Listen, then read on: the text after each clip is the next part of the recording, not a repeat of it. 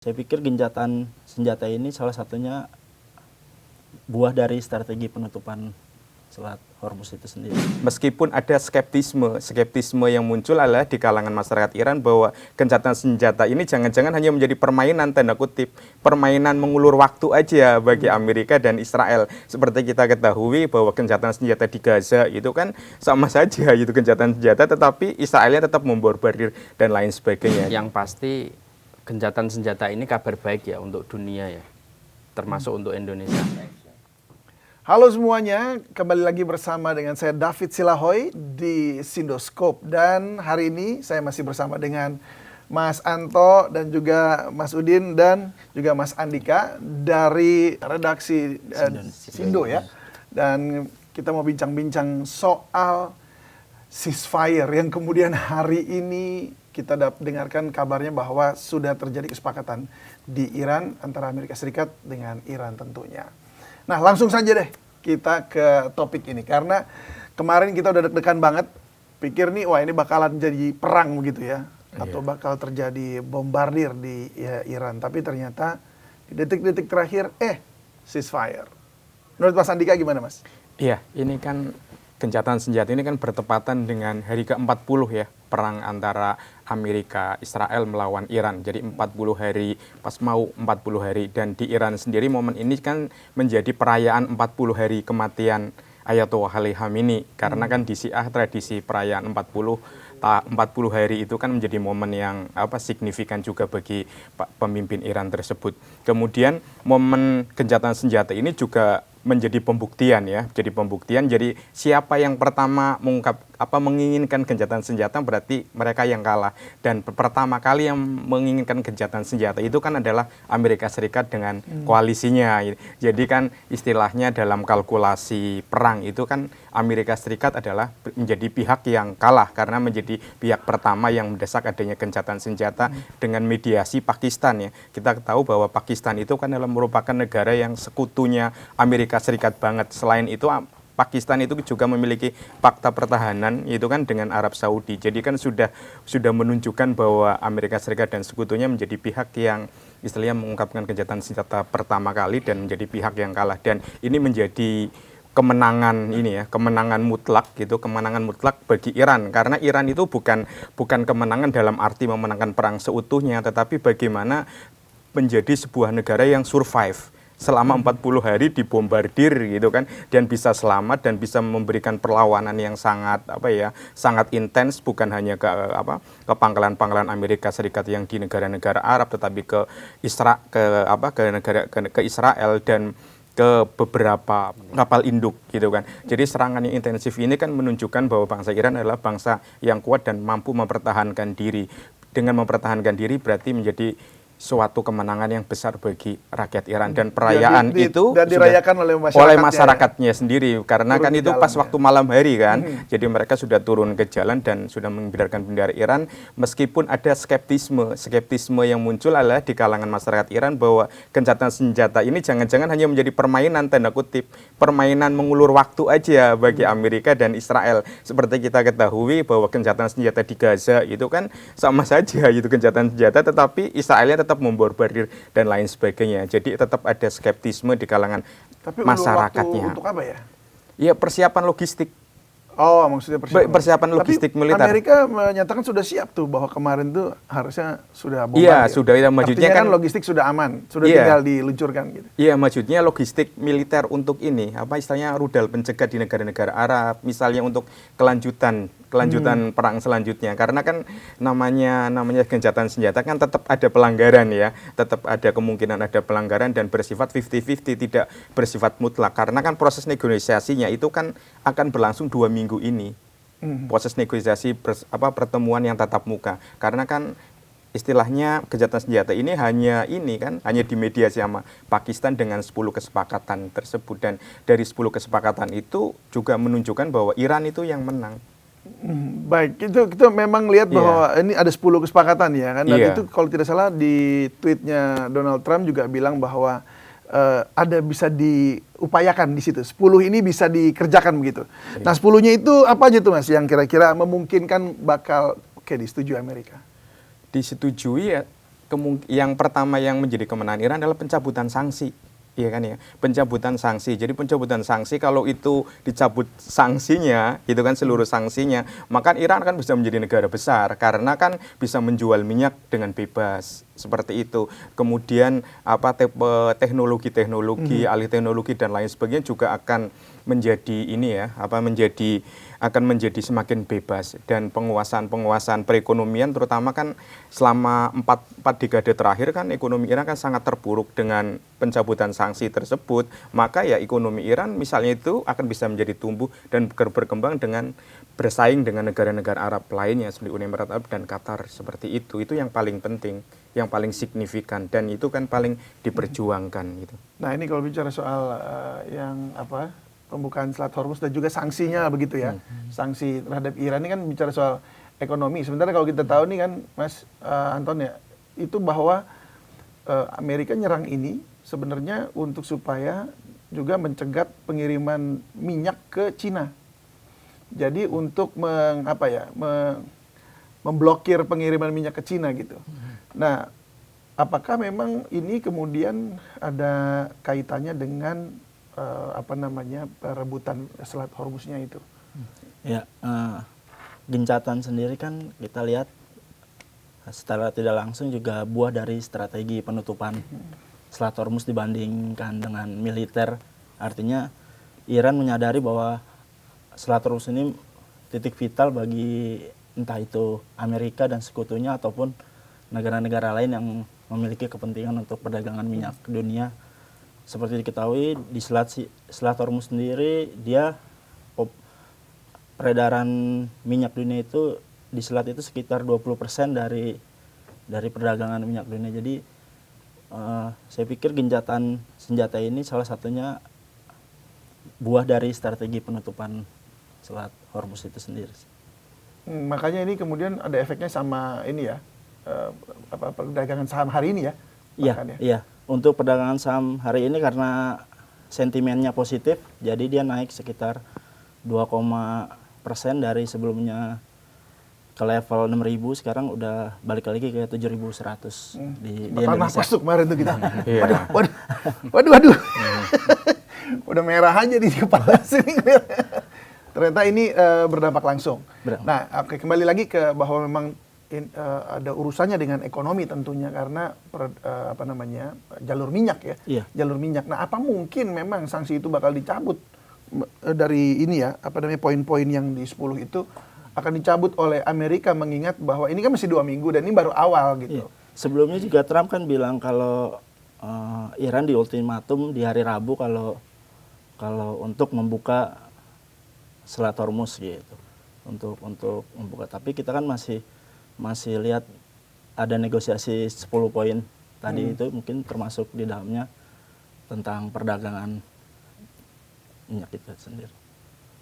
Kalau menurut Mas Udin gimana? Kalau yang pasti gencatan senjata ini kabar baik ya untuk dunia ya, termasuk untuk Indonesia. Karena untuk dunia ini membuat masyarakat global ini yang selama ini terdampak dalam 40 hari perang itu terdampak oleh itu dapat bernapas lebih lega ya, karena dampak ekonomi dari perang ini sangat besar ya, sudah dirasakan oleh banyak negara. Lah, kemenangan Iran ini menjadi salah satu bentuk kemenangan Iran ya. Banyak pengamat mengatakan hal itu karena 10 poin yang menjadi dasar perundingan nanti dengan Amerika itu 10 poin dari Iran. Jadi sebelumnya kan Amerika mengajukan beberapa poin untuk gencatan senjata tapi ditolak Iran, terus Iran mengajukan 10 poin itu untuk dasar gencatan senjata dan itu diterima oleh Amerika. Dan nanti proses negosiasi ini akan dimulai hari Jumat di Pakistan. Selama proses negosiasi ini 10 poin itu akan menjadi landasan negosiasi dua negara itu, Amerika dan Iran. Ya jelas nanti ada kompromi ya. Dalam 10 poin itu tidak mungkin semuanya diloloskan karena itu kan tuntutan maksimal dari Iran. Yeah. Amerika tidak mungkin menyetujui semua 10 poin itu. Jadi kemungkinan akan ada kompromi. Tapi yang pasti jalur Selat Hormuz ini sudah terbuka dan masyarakat dunia ini lebih lega dengan adanya Napas gencatan sedikit ini. begitu ya. Dan sebenarnya ini juga kepentingan darurat Amerika dan Israel sebenarnya. Gencatan senjata ini sangat dibutuhkan Amerika yang November nanti dia akan menggelar pemilu sela dan elektabilitas Trump ini turun karena perang ini. Dan itu sangat berbahaya karena ketika nanti Kongres dikuasai Demokrat, Trump bisa dimakzulkan. Makanya kepentingan Trump pada gencatan senjata ini sangat besar. Artinya kemungkinan apakah gencatan senjata ini nanti akan dilanggar atau akan terjadi perang lagi, ada kemungkinan, tapi saya melihat kemungkinannya lebih kecil karena Amerika Serikat sendiri sangat berkepentingan dengan gencatan senjata ini dan Israel juga, negara-negara Arab juga sangat berkepentingan dengan gencatan senjata karena stok rudal pencegat Israel dan Amerika ini sudah terkuras dan sudah kritis. Makanya pada perang sebelumnya itu kan yang mengumumkan gencatan senjata kan Trump. Lah, sekarang yang mengumumkan gencatan senjata juga Trump. Artinya biasanya ketika diumumkan itu kondisi rudal pencegat mereka itu sudah kritis, sudah hampir habis. Gitu. Jadi harus di-reload lagi Jadi tadi. harus istilahnya. di-reload. Logistik militernya diperkuat. Dan yang mengungkapkan secara langsung itu Trump sendiri. Artinya situasi darurat itu yang merasakan itu Amerika dan Israel sendiri. Jadi makanya rakyat Iran itu merasa ini sebagai kemenangan Iran karena mereka bisa bertahan melawan musuh yang lebih kuat dan lebih besar dengan persenjataan lebih lengkap, tetapi yang mengumumkan gencatan senjata itu yang menyerang lebih dulu. Makanya itu sebuah keunggulan dari strategi Iran sendiri ya dalam perang ini. Ya, jadi kalau dilihat sih memang Trump mengadakan gencatan senjata ini, menerima ini, tetapi sebelumnya kalau dilihat kan dia maunya memang sudah berhenti perang. Iya. Kayak memang udah mau berhenti perang, tapi perangnya lanjut gitu. Iya. Terus sekarang benar-benar ceasefire, tapi habis itu kita nggak tahu nih. Kan ada yang bilang bahwa kita udah nggak bisa percaya lagi omongan Trump nih ya, karena ujung-ujungnya ada beberapa yang ekonom juga bilang bahwa ekonomi dunia sekarang ditentukan oleh mulutnya Trump. Nah itu gimana menurutnya Mas Udin? Iya, itu memang benar ya. Tweetnya Trump itu bisa memengaruhi harga saham atau harga komoditi atau harga mungkin harga emas, harga minyak itu bisa terpengaruh oleh tweetnya Trump. Dan ketika ini pengumuman gencatan senjata ini diumumkan oleh Trump, harga komoditi mulai lebih stabil ya, turun minyak turun, emas turun. Artinya orang melihat potensi ke depan itu ada potensi stabilisasi. Jadi yang positif dari gencatan senjata itu. Apakah nanti gencatan senjata itu akan dilanggar atau tidak itu 2 minggu lagi kita lihat. Dan saya melihat kemungkinannya rendah ya, karena Amerika Serikat dan Israel yang membutuhkan itu. Karena situasinya sekarang itu stok rudal pencegat mereka menipis. Itu yang sangat real ya. Stok Sementara rudal stoknya Iran kita nggak tahu ya, karena apakah menipis atau enggak gitu ya, karena nggak ada datanya gitu ya. Belum terkonfirmasi. Gimana? Mungkin dibanding selain stok rudal, mungkin stok BBM Amerika mungkin sudah mulai menipis juga karena beberapa hari terakhir harga BBM di Amerika itu cukup naik tinggi gitu. Kita tahu selama 40 hari itu harga minyak mentah dunia itu sempat menyentuh 115 sampai itu tertinggi sejak 2022. Nah, pagi tadi turun jadi 94. Artinya kan cukup signifikan dengan kondisi yang bila kondisi stabil terus berarti kan ada trennya akan menurun yang dibutuhkan oleh dalam tanda kutip ekonomi AS sendiri gitu. Ya, justru tapi di situ yang saya juga curiga ya. Maksudnya gini loh. Dia udah tahu harga lagi naik, dia bikin ceasefire supaya turun gitu. Jadi artinya ada buat kepentingan nanti mungkin di November supaya orang nggak musuhin dia karena harga BBM dalam negeri juga sangat tinggi begitu. Kira-kira gimana Mas Andika? Iya, karena faktor ekonomi itu menjadi selain kekuatan Iran itu militer Iran itu faktor ekonomi menjadi hal yang dominan.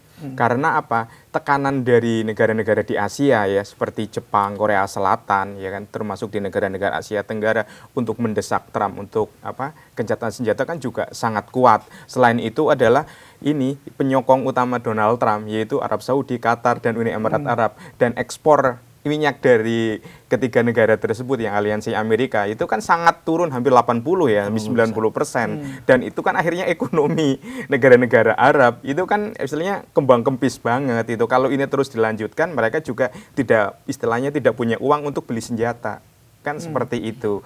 Jadi ketika ada desakan-desakan tersebut, selain ekonomi di Amerika yang sudah agak goyang juga, itu kan faktor dari aliansi ekonomi di negara-negara aliansi itu menjadi faktor yang pendukung yang utama. Selain itu adalah Trump itu juga melihat bahwa ketika Selat Hormuz kemudian Strait Bab al-Mandeb itu ya, yang di Laut Merah itu benar-benar dikuasai sama Iran, itu kan istilahnya ini menjadi sebuah ketakutan yang sangat mendalam. Ketika ini Iran sudah menyiapkan diri akan berperang itu selama 6 bulan.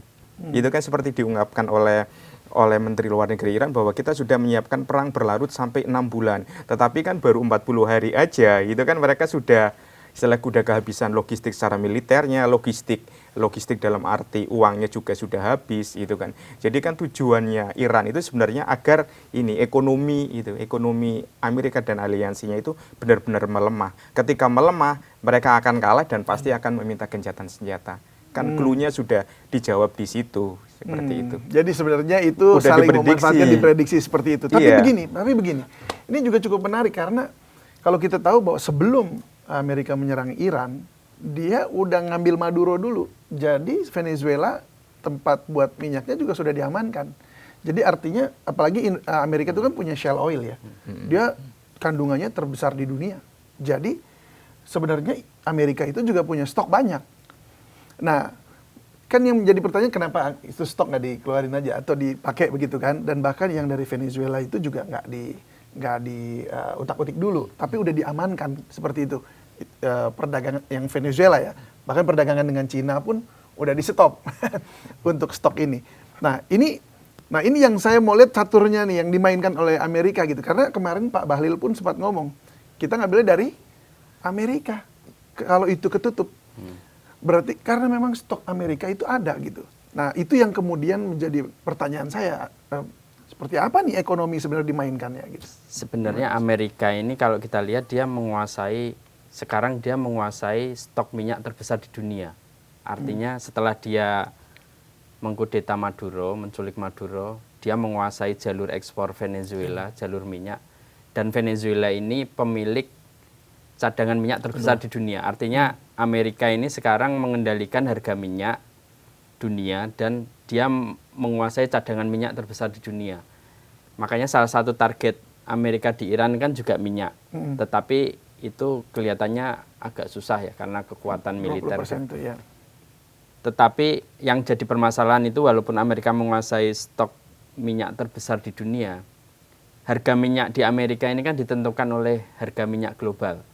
Ketika harga minyak global naik karena perang, Amerika berusaha menstabilkan dengan melepas beberapa cadangan minyak dan melonggarkan sanksi di Rusia.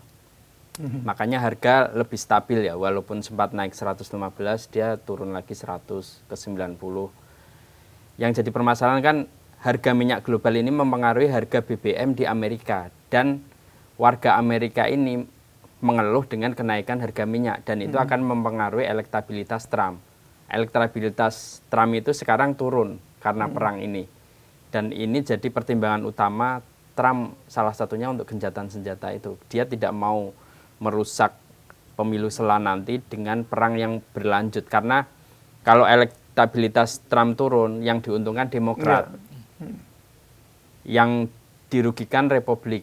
Karena makanya Trump memilih gencatan senjata walaupun harus mengikuti 10 poin dari Iran karena pertimbangannya dia meredakan tekanan di dalam negeri. Jadi yang dihadapi Trump ini tidak hanya tekanan dari luar ya, dari negara-negara sekutu atau dari negara Arab, tetapi tekanan dari dalam ini sangat besar. Dari kenaikan inflasi, jadi inflasi di Amerika itu sudah naik, harga BBM sudah naik, masyarakat ini sudah marah ya. Kan kemarin jutaan orang turun ke jalan untuk demo anti perang. Makanya itu salah satu pertimbangan Trump untuk pertama kali mengajukan gencatan senjata dan sekarang mengumumkan gencatan senjata itu. Jadi itu posisi Amerika sebagai penguasa cadangan minyak terbesar di dunia itu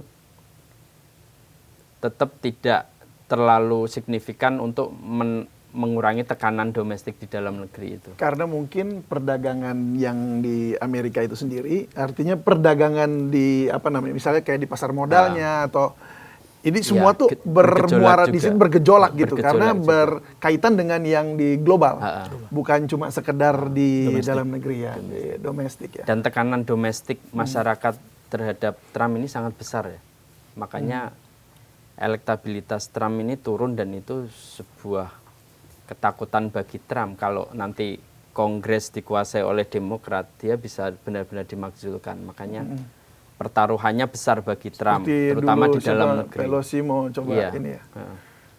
Baik. Tapi kalau misalnya kita lihat lagi, oke sekarang bergeser lagi ya, balik lagi ke masalah alutsista barangkali seperti itu. Kemarin ini kan sempat rame antara Arab Saudi juga sempat dibom kan, di roket juga seperti itu.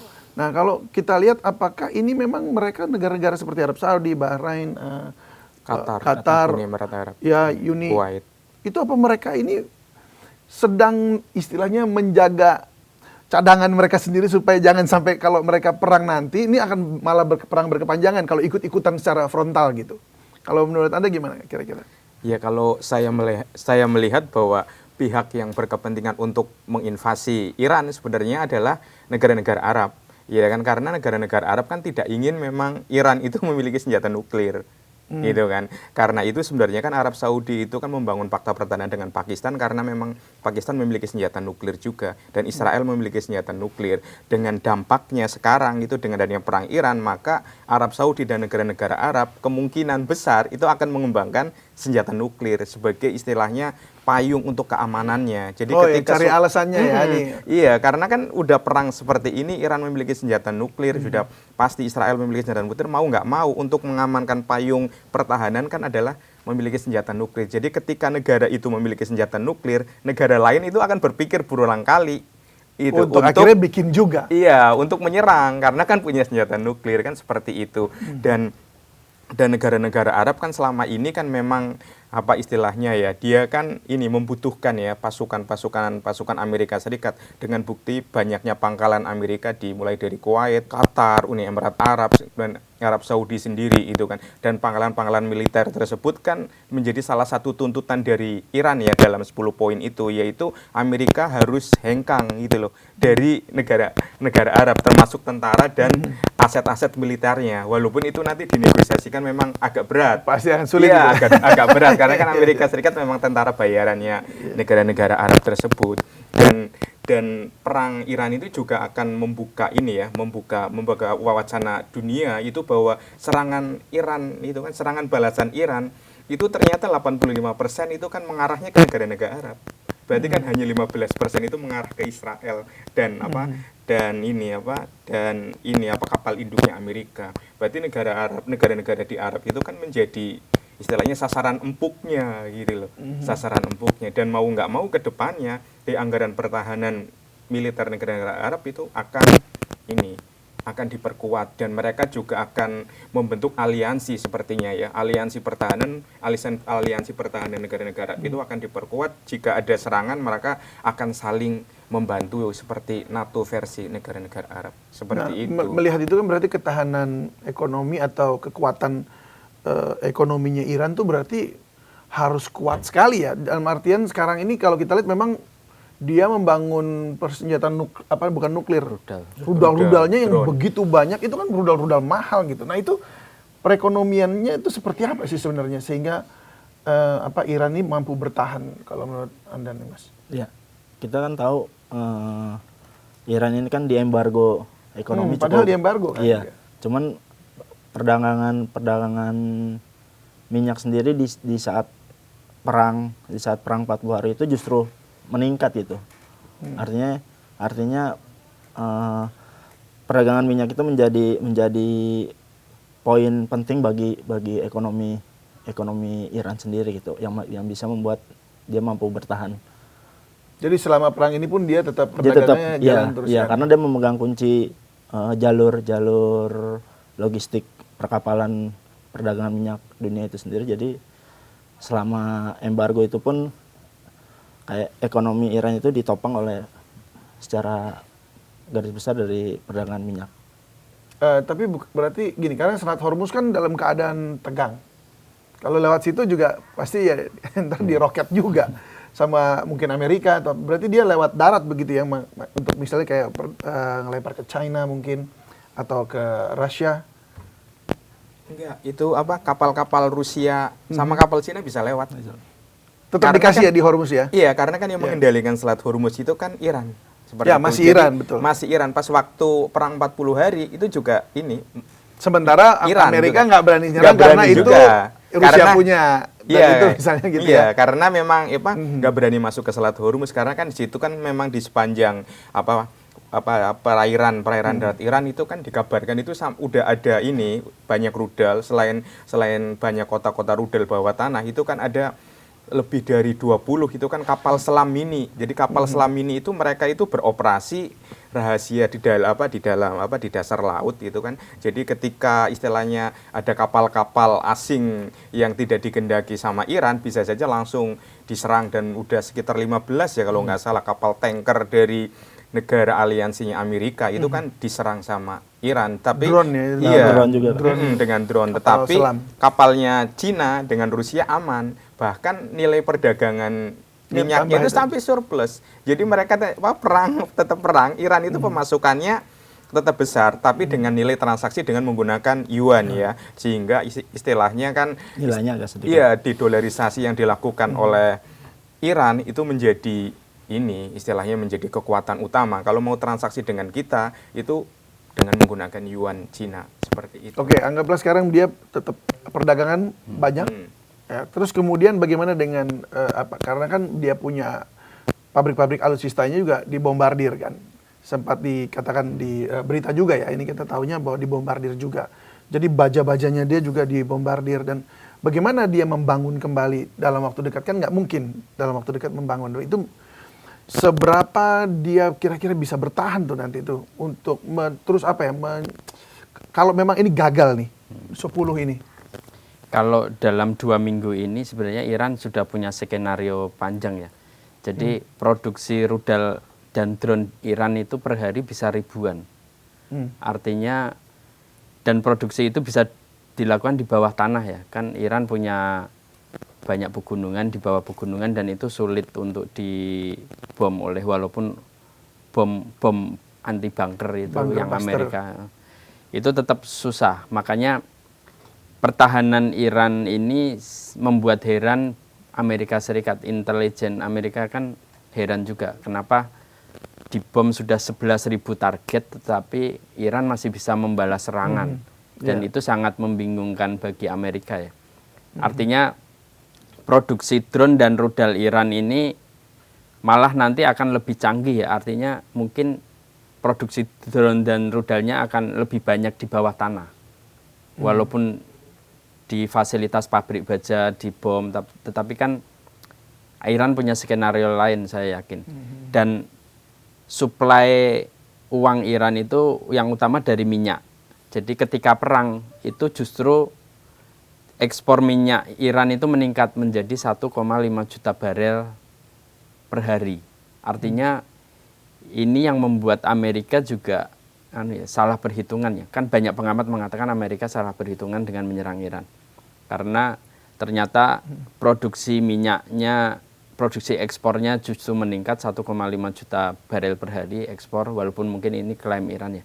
Tetapi itu menjadi suplai dana untuk Iran, produksi senjata dan drone, dan itu yang membuat Amerika pada satu titik harus mengumumkan gencatan senjata, karena kalau tidak Israel bisa lebih hancur lagi ya, dan negara-negara Arab ya.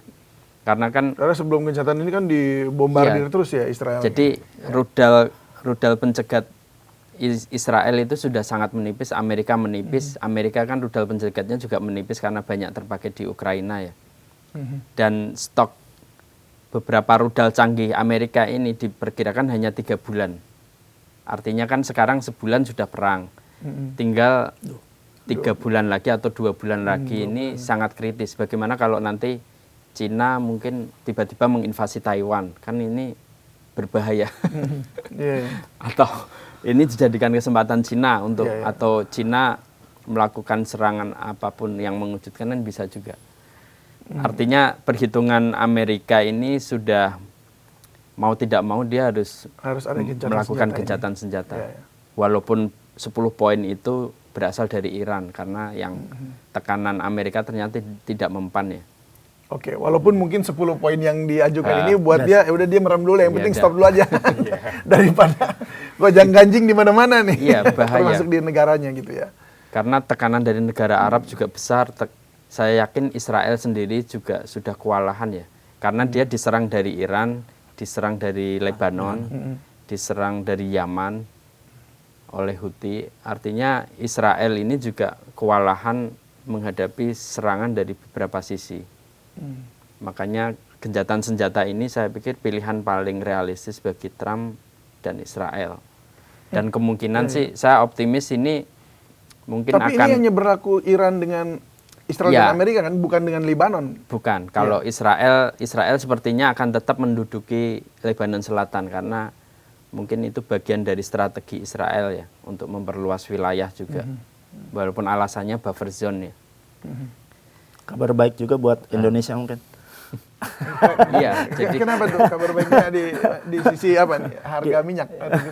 Kita kan tahu kemarin 1 April sempat rame, mau naik harga BBM. BBM bisa 26.000 atau Pertamax nyampe 17.000 gitu kan. Tapi dengan penurunan harga minyak ini artinya subsidi yang dikeluarkan oleh pemerintah, walaupun kita tidak bisa melihatnya hanya beberapa hari gitu. Artinya dalam kurun waktu 2 minggu ke depan jika memang tensinya mulai mereda dan ini artinya beban subsidi kita yang ditanggung oleh pemerintah yang tidak menaikkan di 1 April itu bisa sedikit berkurang gitu. Karena ini kayak ada delay gitu ya. Kita lagi nunggu delaynya kapan nih? Tahu-tahu terrealisasi harus bayar gitu kan, kira-kira kan begitu ya. Ini kita bakal kena nggak sih, tapi kira-kira maksudnya tetap akan ada kenaikan nggak untuk di subsidinya? Sejauh ini sih dari pemerintah sih komitmen untuk menahan harga BBM sampai akhir 2026. Tapi kan kita nggak tahu, karena kalau di $100. Ya, kalau di $100 per barel. Tapi kan BBM ini kan setiap bulan ada yang subsidi dan non subsidi ini kan harus mengikuti harga pasar. Artinya jika tidak mengikuti harga pasar, beban subsidi ditanggung oleh pemerintah gitu sendiri. Tapi kebijakan SDM yang B50 itu udah tepat belum kalau dilakukannya itu sekarang gitu? Saya pikir kan kalau B50 kan memang kepanjangan sebelumnya kan sudah dilakukan B40. Artinya memang itu salah satu cara untuk mengurangi subsidi dari energi fosil itu kan mulai kita ke energi terbarukan, mulai transisi energi penggunaan entah itu biodiesel atau bahan bakar nabati lainnya gitu. Jadi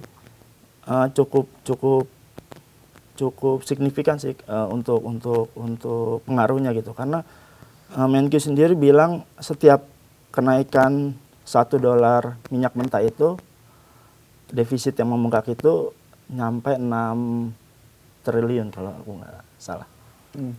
Jadi kita defisitnya membengkak. Kalau defisit APBN sendiri di kuartal 1 sendiri 240,1 triliun. Itu udah defisitnya segitu. Iya. Jadi baru 3 bulan 2026. Apa yang kita akan menghadapi apa di ke depan nih kira-kira ini, Mas Udin? Kalau saya ini melihat pembukaan Selat Hormuz ini kabar baik dan itu melegakan bagi masyarakat Indonesia sebenarnya, karena dampak perang ini tidak hanya harga minyak, Karena selain jalur minyak terhambat, jalur petrokimia, produk-produk petrokimia itu juga terhambat, dan itu sebenarnya yang lebih berbahaya ya. Kan kita lihat dalam beberapa minggu terakhir ini harga plastik misalnya. Iya, plastik. Harga plastik itu naik antara 20 sampai 50%. Artinya itu menaikkan harga produk-produk lain karena produk-produk lain kan dikemas dengan plastik. Itu salah satu dampaknya. Belum lagi harga pupuk.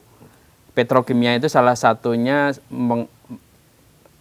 menghasilkan pupuk ya. Artinya pupuk ini kaitannya dengan pertanian ketahanan pangan. Artinya dengan terbukanya kembali Selat Hormuz itu produk-produk petrokimia bisa lancar, jadi harga-harga kebutuhan pokok yang terpengaruh oleh produk-produk petrokimia itu bisa turun juga, artinya lebih stabil.